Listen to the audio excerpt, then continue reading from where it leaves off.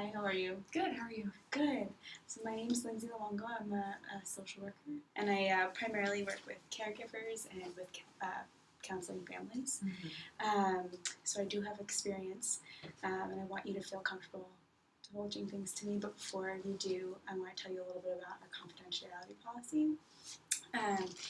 Everything that you say in here will be between us, unless 3 scenarios were to occur. If you tell me about the harm of a child or of an elderly person, then I would have to report it to CPS or APS.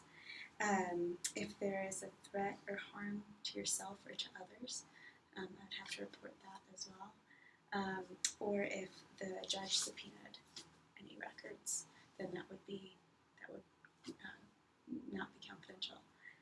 Do you have any questions on that? No. Okay. I also want to tell you about the risks that are involved in counseling. They might bring up a few uncomfortable feelings or emotions. We might talk about some uncomfortable memories, but that also comes with growth of yourself and kind of more self-awareness. And we might meet those goals that you came here to meet by going through those uncomfortable scenarios. Does that make sense? Yeah. Okay. And otherwise, again, everything is confidential unless those 3 rules are broken. So we set up to work Tuesdays at 4 o'clock. Does that still work for you? Yeah. And our sessions are usually about an hour. Today it's going to be a little bit shorter. We're going to have 10 minutes. So I just wanted to break down our company's policies, a little bit about myself, and really why you are here and what brought you here. So my expectation is that you just come in time at 4 o'clock, and so we can go through and have that full hour to talk. And I really want you to be able to lead because I know you are the expert in your situation, and no one knows it better than you and what you're going through. So I'm just here to help you in that process. Okay? Yeah. Can you tell me a little bit about what brought you here? Yeah, so my husband has had multiple strokes, and now he can't take care of himself at all. He can't speak, and he can't bathe himself or feed himself or really do anything that he used to be able to do.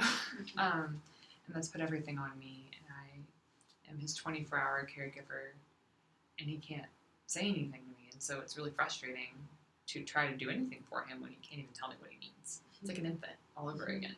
I already had kids, and I don't feel prepared to take care of someone incapable again. Right. Anyway, so it's been really hard, and it's really impacting me. I can't sleep the way I used to. I'm exhausted all the time. I feel so stressed. I don't really have any other relationships anymore. I don't have time for my friends. I don't have time for being involved in my church. I love my church, and he was involved with me, but he can't talk, and he can't do anything, and it's just impossible to really be engaged or involved if I have to do everything for him. Anyway, sorry, that's a long answer to your question, but I just have to do everything for both of us now, and I just feel like I can't do it anymore, and it's really killing me, and I don't know what to do. It sounds like you're really giving a lot of yourself to this relationship, and that's not originally what you signed up for.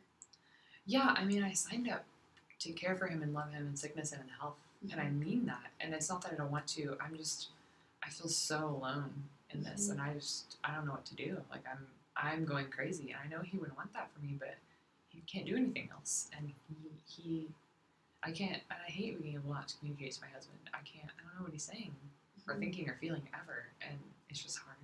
It sounds like you're really torn between doing what's right and being devoted to your husband, and also taking care of yourself. Yeah, like I'm just trying to take care of him.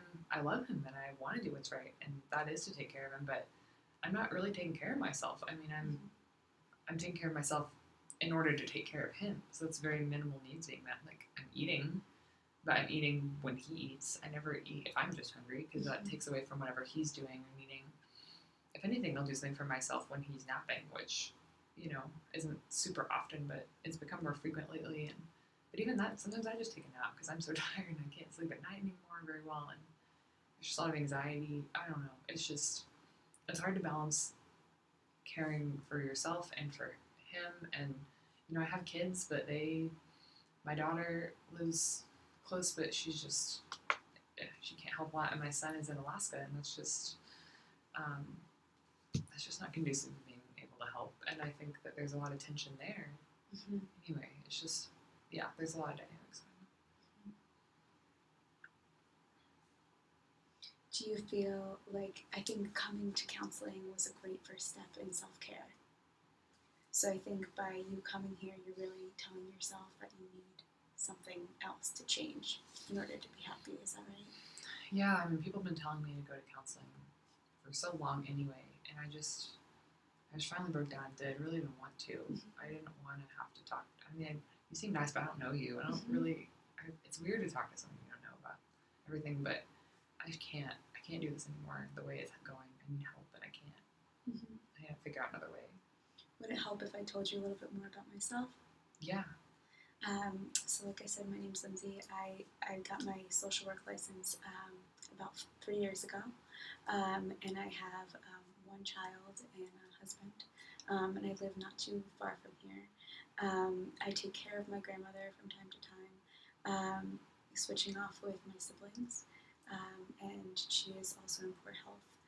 And I know it's a very different situation, but I can understand and appreciate the struggles that you're going through. Yeah. That's cool that we both you can understand that, like being married and the responsibilities to that, but also like everything that comes with caring for someone else. It's really hard. You built a long life together, is that right? Yeah. I mean, we've been married since we were 20. I mean, so young.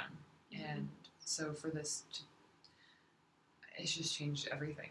Mm-hmm. My life has been so much intertwined with his for so long now that to have him be so different and not himself, doesn't feel like himself, it's really hard on me too.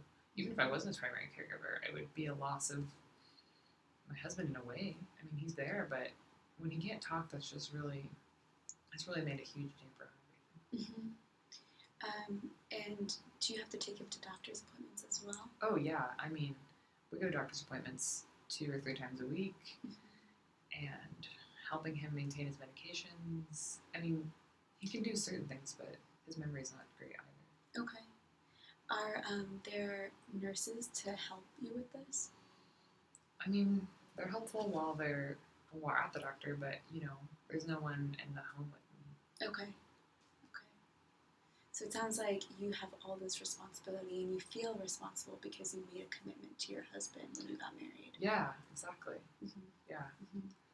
So one of the goals in our counseling sessions might be how to make time for yourself. Yeah, I just don't want that to be at his detriment to his care. Mm-hmm. But yeah, I mean, if that's possible to do and not put him out in any way. Okay. What else would you like to kind of focus on? I'd love to focus on how to continue, to have a good relationship with my husband when all the dynamics are so different. I don't really know what to do.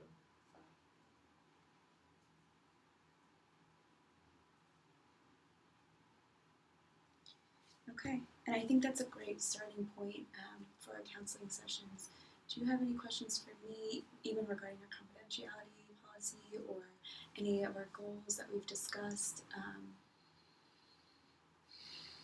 don't know. I mean, I'm curious to know what we can even do about any of this. Okay.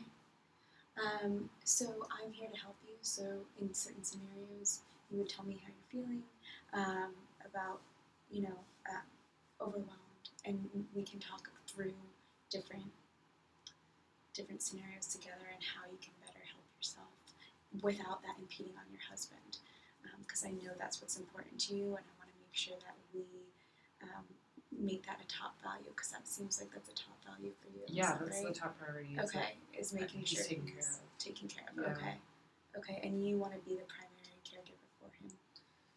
I'd love to be, and I just don't know if I can afford to really have anyone else. Okay. So, but I don't want to be, because at the rate it's going, I'm not gonna be able to be his primary caregiver forever. Like, it's just hurting me so much. Right. So I don't really know what I Okay. Okay. And as these sessions progress, we can start to talk about that. What other options there are, if you're open to other options, um, maybe other outlets that you can receive help or resources that you could receive help. Yeah, I don't know a whole lot about what my options are, so Okay. I mean, it just seems like you hire someone else who does the 24-hour care, and like I said, I can't afford that. But if there's any sort of in between nothing and someone entirely being there all the time, that would be good to know. Okay. And I want to do my best in making sure you're taking care of yourself and your husband too. So I want to make sure I keep your values in high regard. And if there's anything else that's super important for you, for me to keep in mind, please be open about it. Okay. And you don't have to tell me now. Anytime. Okay. Anytime is Yeah. great. Okay. Okay. Well, it was so great to meet you, and I really look forward to our future together. Okay. Yeah. Thank you.